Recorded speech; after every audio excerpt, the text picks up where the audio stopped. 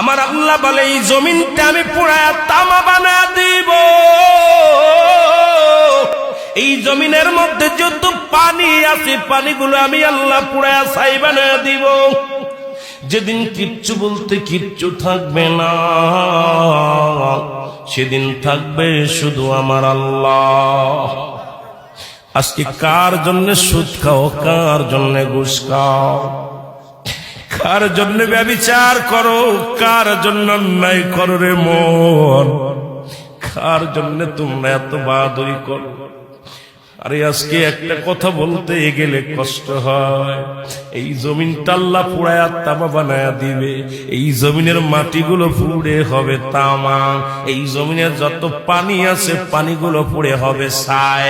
এই দুনিয়ার মধ্যে কিচ্ছু যেদিন থাকবে না, ওই তুরস্কের কত বাহাদুর, কত টাকাওয়ালা মিনিটের মধ্যে 30 সেকেন্ডের ভূমিকম্পে পথের ফকির হয়ে গেছে, রাস্তার ভিখারি হয়ে গেছে।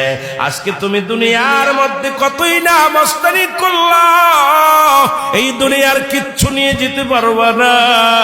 এই মুসলমান, 1 নাম্বার মানুষের মৃত্যু হলে 1 নাম্বার বিপদ হলো মানুষের মরণ, 2 নাম্বার বিপদ হলো কবর, 3 নাম্বার বিপদ হলো কিয়ামতের ময়দান। একবার কেন চিন্তা করো না রে মন, একবার 1 নাম্বার মরণ, 1 নাম্বার বিপদ হলো মানুষের মরণ। এই মরণের পেয়ালা পান করতে হবে, এর মধ্যে কোন সন্দেহ নাই। জোরে জোরে চিল্লায়া বলা যাবে না ঠিক কিনা?